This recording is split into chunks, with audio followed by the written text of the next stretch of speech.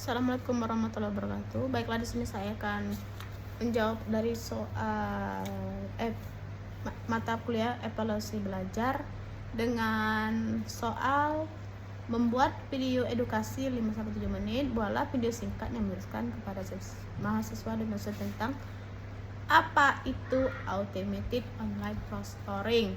Apa itu automated online prostoring? Automated online prostoring adalah sistem pengawasan ujian daring yang menggunakan teknologi otomatis seperti kecerdasan buatan, artificial intelligence atau AI, karena web, mikrofon, dan analisis perilaku peserta ujian untuk memantau pelaksanaan ujian tanpa harus diawasi secara langsung oleh pengawas manusia.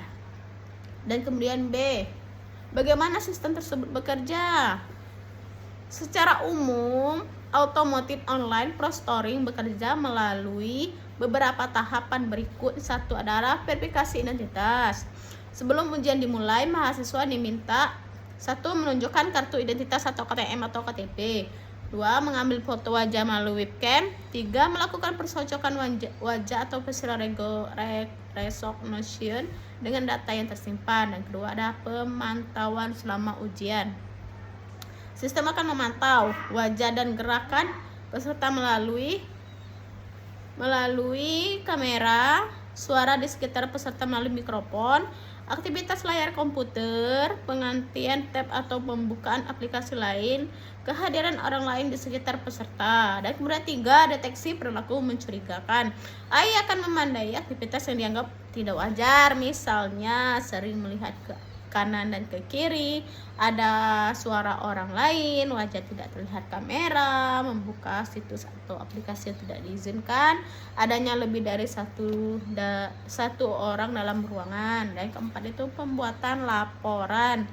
Setelah ujian selesai, sistem menghasilkan laporan yang berisi rekaman aktivitas ujian, daftar kejadian yang dianggap mencurigakan, tingkat risiko pelanggaran. Dan bagian C, manfaatnya dalam menjaga integritas akademik.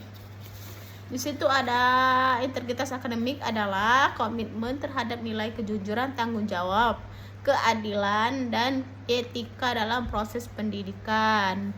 Beberapa manfaat automated online prostoring dalam menjaga integritas akademik antara lain adalah: ada 1.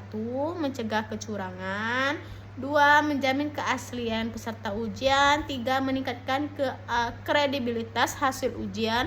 4. Mendukung pembelajaran jarak jauh. Dan 5. Efisiensi pengawasan. Dan itu ada bagian D, bagaimana universitas melindungi privasi mahasiswa. Karena AOP melibatkan pengumpulan data pribadi, universitas perlu menerapkan langkah-langkah pelindung privasi yang ketat, antara lain ada 1. Transparansi penggunaan data. Universitas harus menjelaskan kepada mahasiswa data apa yang dikumpulkan, tujuan pengumpulan data, cara data digunakan dan disimpan, jangka waktu penyimpanan data. Dan kedua, persetujuan pengguna atau konsen. Mahasiswa diberikan informasi yang jelas dan diminta menyetujui penggunaan sistem sebelum mengikuti ujian. Dan ketiga, keamanan data.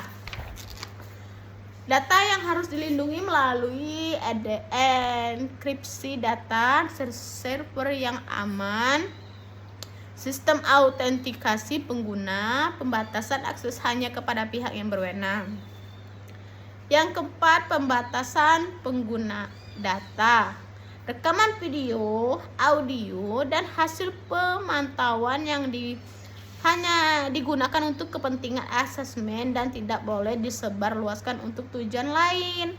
Yang kelima itu ada penghapusan data secara berkala. Data yang sudah tidak diperlukan harus dihapus sesuai kebijakan retensi data universitas dan peraturan yang berlaku. Yang keenam, kepatuhan terhadap regulasi.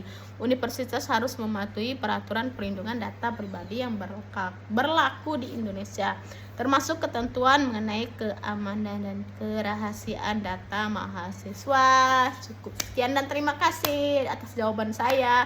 Saya ucapkan assalamualaikum warahmatullahi wabarakatuh. Dadah.